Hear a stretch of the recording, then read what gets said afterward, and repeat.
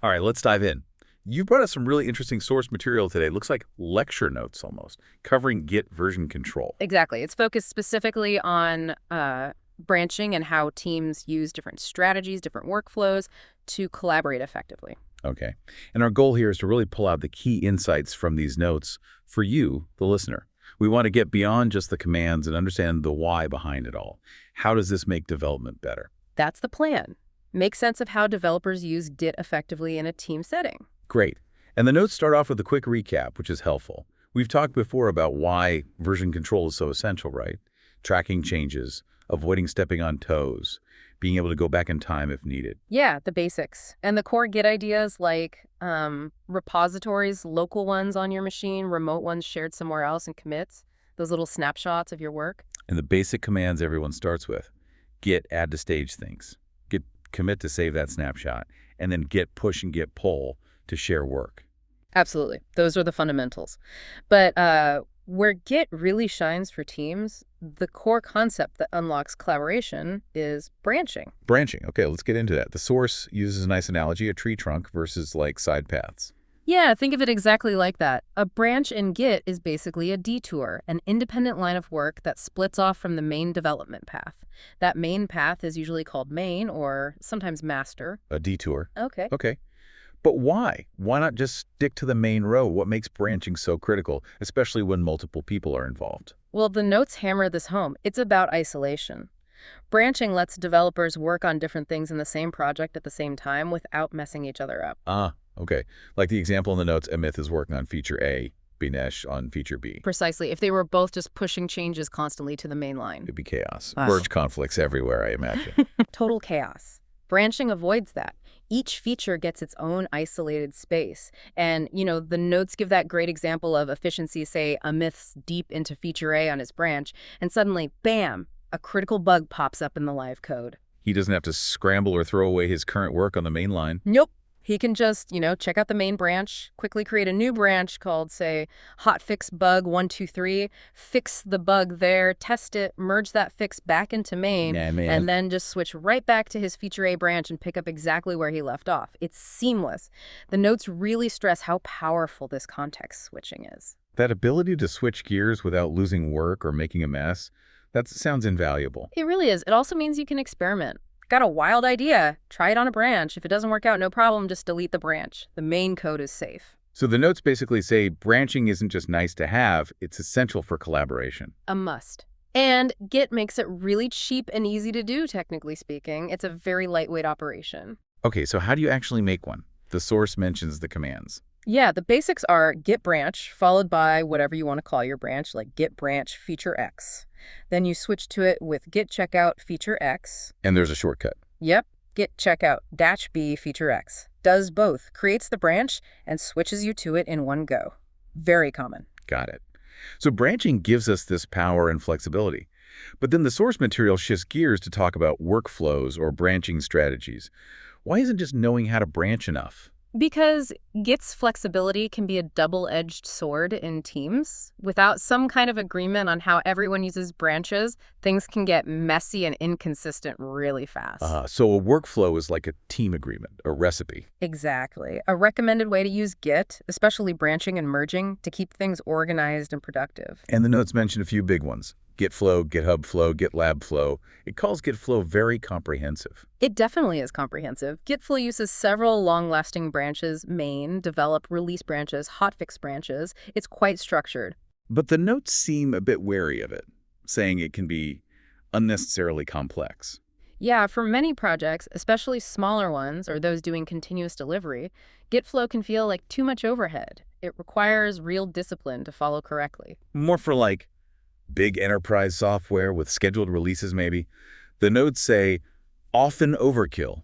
That's a fair summary. It has its place, but it's not the default choice for everyone anymore, which leads to the next one. GitHub Flow. The notes seem to prefer this one for most situations.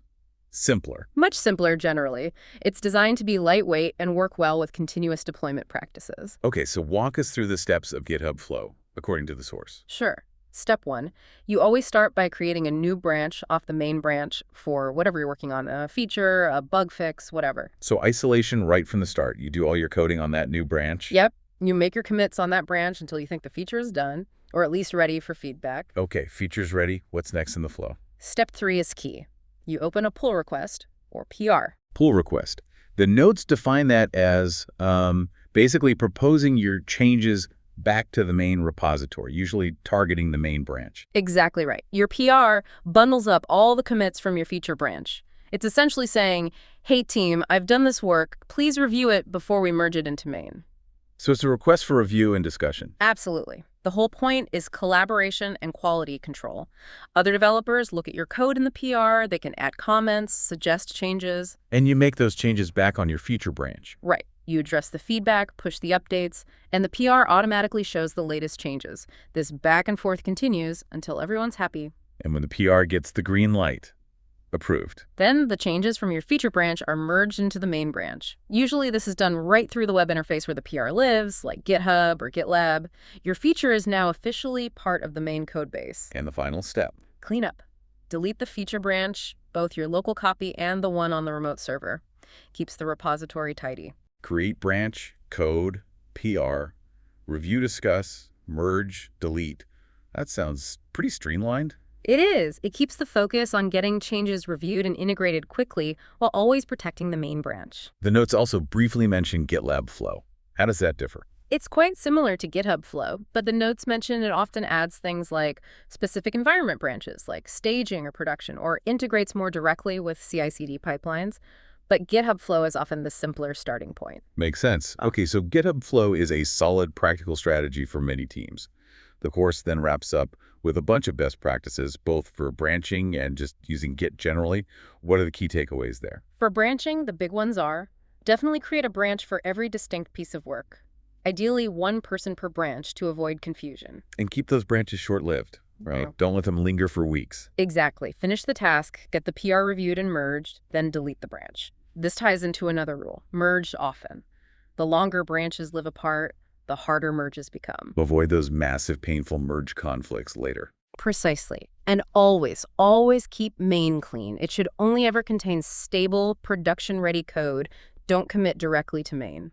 That seems critical. What about naming branches? Use a consistent naming convention.